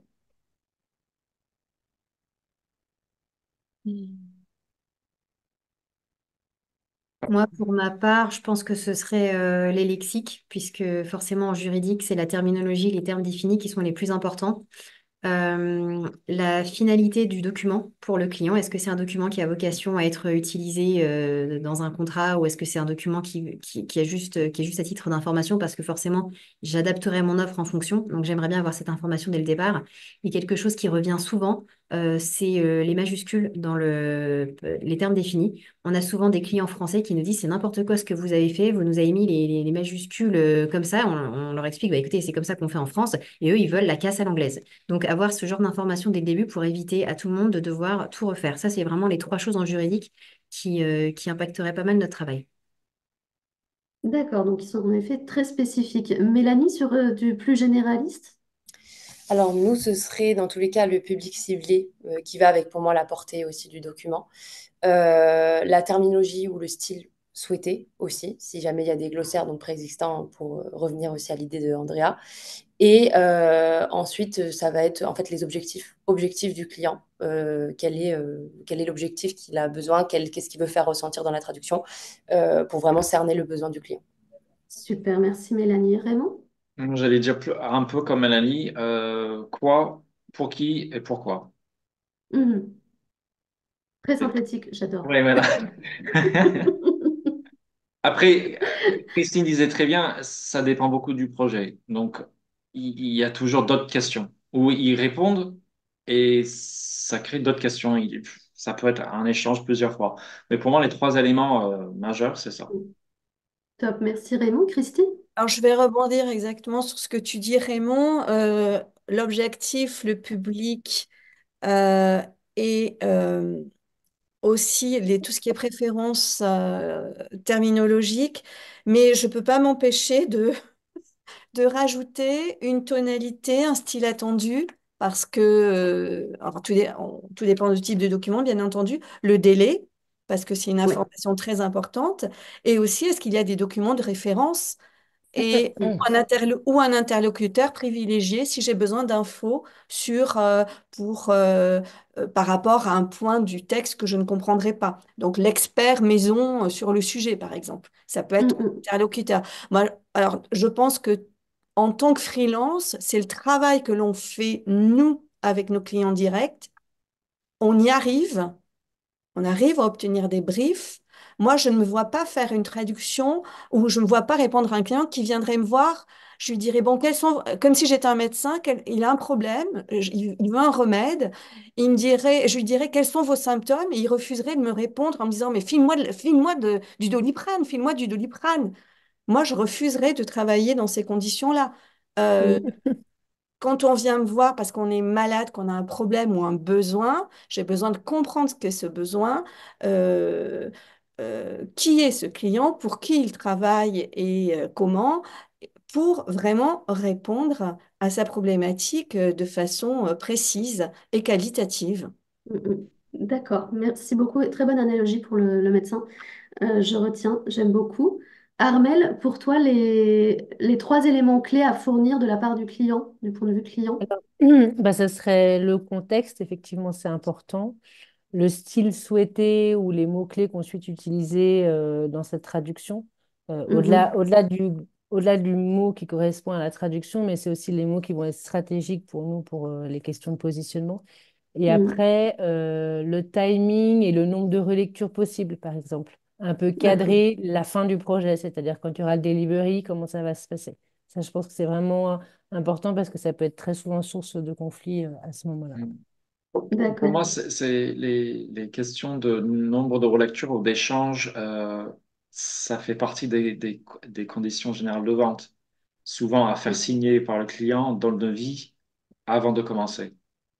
Souvent, ils ne les lisent pas, mais au moins ils C'est cochent le truc. ça. Et je peux dire, vous avez dit, je vous ai déjà dit, on échange deux fois, pas plus. Ouais. Ce Mais qui, c'est ce qui pas doit mal être rappelé dans le devis. ça peut être rappelé. Je pense que c'est pas mal de le Mm. rappeler au début de la relation client parce Ouais, que, ouais. en fait, quand on a une traduction qui est bonne, c'est OK, deux. Mais quand on a un truc qui est pas bon, ben, en fait, c'est là où on a des vraies frustrations parce qu'on dit, ah, il va falloir que je paye ça, puis il va falloir que je repaye un autre traducteur, on recommence à zéro, on réattend. Et Mm, c'est là, en fait, où on a des déceptions, quoi. Et tout à d'ailleurs, fait. comment est-ce qu'on fait même pour établir un devis sans un brief? Oui, Moi, tout ça, à c'est une fait. question qui me... je n'ai pas la réponse. Moi, je suis incapable d'établir un devis sans un brief, hein. Complètement. Alors, je vous presse un petit peu, je suis désolée parce que moi aussi, j'aimerais y passer des heures à parler de tout ça. Je vais vous poser une dernière question à tous et je veux une réponse en un mot sur, selon vous, le format le plus adapté pour un brief. Christine, est-ce que c'est un document texte? Est-ce que c'est une vidéo? Est-ce que c'est... Et moi, ce que je préfère et enfin, ce qui, dans mon expérience, marche bien, c'est un échange oral avec ensuite un compte-rendu écrit pour poser les choses par écrit et qu'on parte vraiment Ok, sur une base formalisée. très bien. Andrea? Moi, je dirais pour des projets complexes et importants, certes, une vidéo suivie d'un récap par mail, mais sinon, pour les projets tout venant du quotidien, un échange par mail avec trois, quatre questions grand maximum. Super. Raymond? Moi, j'allais dire, il y a deux éléments. Il y a un support écrit avec des questions ouvertes et un échange oral ou par écrit. Et ça peut être soit l'écrit d'abord et après l'échange oral, ou selon les gens qui préfèrent peut-être, comme Armal, parler au téléphone vite fait Mhm. ou un Zoom, on fait ça d'abord et après on complète le document écrit. Mais les deux, D'accord. souvent parce qu'on fait un premier brief et après on peaufine. Très bien. Mélanie? Oui, bah moi je rejoins Raymond pour ça, hein. J'allais dire aussi la même chose, c'est-à-dire les deux, l'échange oral et suivi du support écrit. Et si pas d'échange oral parce que le client n'a pas le temps, au moins le support écrit dans tous les cas, qui résume de façon précise et concise l'ensemble du brief. Super. Et Armel, pour finir? Crois que tout dépend de la complexité de la traduction. Mais effectivement, il faut qu'il y ait un écrit à un moment donné. L'oral, Mm. c'est bien pour le contexte, mais c'est pas suffisant du tout. Donc, il faut que Ok. ça passe par l'écrit. Merci à toutes et toutes pour tous vos éclairages. On va prendre quelques questions, même si on arrive un peu au bout du temps imparti. On va prendre des questions. Lucille, Gaëlle, Maëlle, je vous laisse nous faire remonter les questions qui ont été postées dans le Q&A.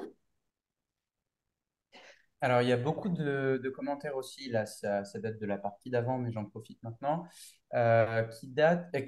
qui se concentrent sur le manque de connaissance des commerciaux du secteur de la traduction.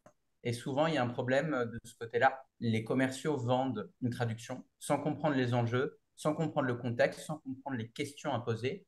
Et ensuite, ben, tous les autres paramètres, le délai, le tarif, etc., sont fixés avant que la traductrice ou le traducteur reçoive le projet.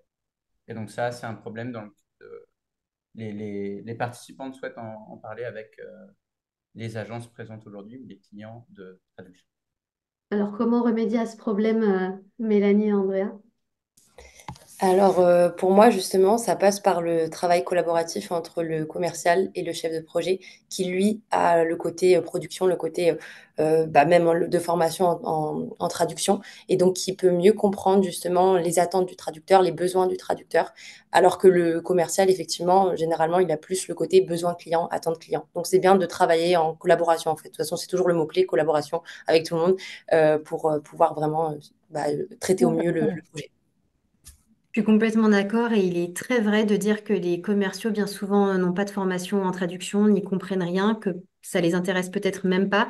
Nous, ce qu'on a fait, c'est qu'on a demandé aux chefs de projet et en collaboration avec eux de créer des templates. Et lorsque le commercial envoie un projet, il a des questions auxquelles il doit avoir répondu. Sinon, il ne peut pas envoyer son projet. Donc, c'est-à-dire que si c'est une traduction avec légalisation, on doit savoir dans quel pays, pour quel domaine, combien de documents, quelles sont les étapes à faire. Pareil, si c'est une traduction simple par traducteur. Est-ce qu'il y a un lexique? Est-ce qu'il y a des documents de référence? Donc, il doit répondre à toutes ces questions avant de nous envoyer le projet. Très bien, Gaëlle, Lucie, Maëlle, est-ce qu'il y a d'autres, merci Andrea et Mélanie, est-ce qu'il y a d'autres questions Oui, il y avait qui une sont question remontées? sur la responsabilité. Si le client ne répond pas à vos questions, donc pour élaborer un brief, déclinez-vous toute responsabilité en cas de problème de traduction, le traducteur engageant lui sa responsabilité quand il est face au client.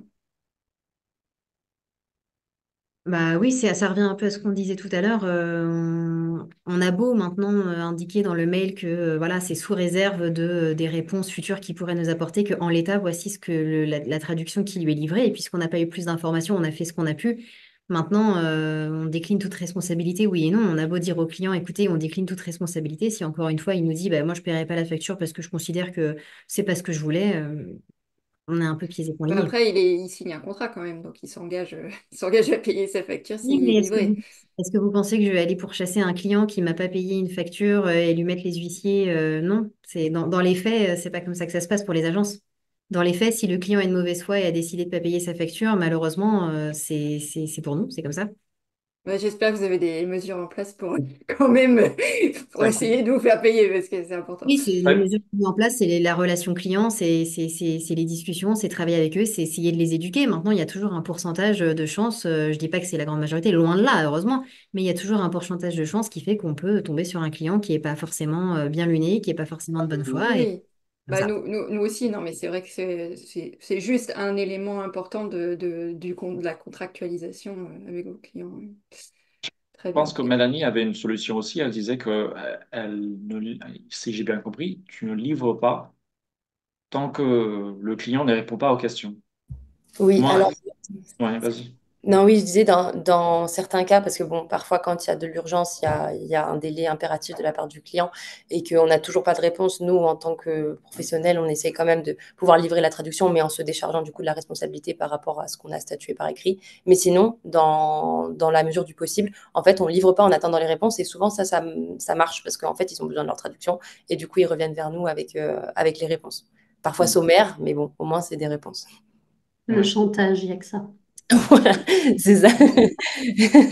Et une dernière question intéressante, je trouvais, mettez-vous votre clientèle, donc encore une fois pour les agences, directement en relation avec vos traducteurs pour favoriser le dialogue et la compréhension et fournir par voie de conséquence un service satisfaisant. C'est vrai que des fois, il y a des agences qui font vraiment complètement écran entre le traducteur et le client. Est-ce que vous trouvez que ça peut être un élément important pour fluidifier les échanges et avoir des instructions plus claires?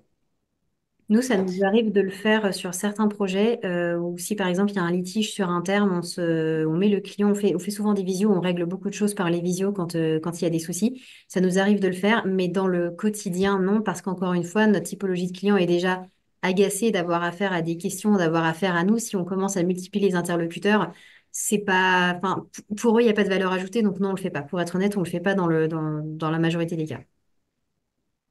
Et vous, Mélanie? Alors moi, ça diffère selon le projet. En fait, quand il y a vraiment un besoin d'avoir en fait l'information claire et précise pour le traducteur et que j'ai pas envie non plus que ce soit déformé entre guillemets parce que il y a un intermédiaire entre, j'organise des réunions entre le client et le traducteur. Quand c'est des projets souvent assez complexes où il y a besoin d'avoir des informations précises et que je pense que le traducteur serait plus légitime en fait d'être présent à la réunion que moi-même. Après, je suis aussi à la réunion, mais je veux dire, du coup, je fais cette passation. Après, quand c'est des informations plutôt simples et que je les transmets de façon assez simple, je le fais moi, c'est-à-dire que j'ai la réunion avec le client et ensuite je transmets toutes les infos au traducteur. Merci à Merci à toutes toutes les les deux. deux, oui. Est-ce qu'il y a des questions pour Raymond et Christine ou même pour Armel dans ce qui a été remonté dans le Q&A? Il y avait beaucoup d'encouragement. Les propos de Christine et de Raymond étaient salués par les freelances qui soulignent une fois encore l'importance de la communication entre tous les Mhm. maillons de la chaîne pour que ça se passe le mieux possible. À préciser que moi, quasiment les 99% du temps, tout se passe bien avec les clients directs, avec les agences. Tant qu'on reste poli, positif, on pose la question. Normalement, il y a pas de raison que les gens se fâchent. Mhm. Il y a quelques rares cas où je sens que la personne est exigeante mais difficile en même temps. Et là, c'est un exemple où je vais tout mettre à l'écrit et je vais faire s'il n'y a pas de réponse à une question importante, je le remets que cette question toute seule. Et si jamais une question, je dis, mais vous n'avez pas répondu. Mais c'est très rare, dans mon cas, en tout cas. Merci Raymond. Et ce qui nous montre qu'on est dans la bonne voie avec ces webinaires, en mot d'ordre, communication, collaboration, pour mieux évangéliser après auprès des donneurs d'ordre et avoir des clients pépites comme Armel. Il y a encore un tout Très petit important. point, Oui. Lucie, pour les agences. Il y a dans le chat donc des traductrices et traducteurs qui signalent que le brief pour une mission de post-édition ne devrait pas être similaire au brief des missions de traduction, puisque le travail qui est demandé n'est pas le même. Et donc, je pense que là, la personne qui a écrit ça souhaite interpeller les agences pour demander si elles mettent en place voilà, si elles ont un process différent lorsqu'il s'agit d'un projet de post-édition plutôt que de traduction. Moi, pour ma part, on fait peu de post-édition. On essaye de. Enfin, c'est pas trop un service que l'on met en avant. Donc, j'ai pas eu forcément beaucoup de cas où j'ai pu constater une différence de brief, du coup. Mais je pense que ça, c'est parce que j'ai pas eu assez en fait de demandes ou de cas de post-édition. Et nous, Andrea, tu en fais davantage, oui. on fait davantage de post-édition et effectivement, c'est complètement différent et on va demander au traducteur de cibler telle ou telle chose et de laisser telle ou telle autre de côté. On utilise beaucoup de term base qui sont fournis avec le package de traduction pour le traducteur pour le guider. Et effectivement, c'est deux métiers complètement différents. La traduction et la post-édition, c'est pas, ça n'a rien à voir. Donc effectivement, un brief différent. Je pense que c'est une très bonne question. Bon, Mm. moi, j'ai fait une fois et c'est sûr que en tant que freelance, on a besoin d'être guidé par rapport à l'exigence, le niveau de relecture demandé. Et comme tu disais, Andrea, ce qu'on laisse, ce qu'on doit changer, parce qu'on peut tout revoir et y passer 10 heures ou passer en 1 heure, finir le truc, et tout le monde est content parce que c'est ça qu'il voulait. Donc, c'est vraiment un besoin d'être guidé par rapport aux attentes.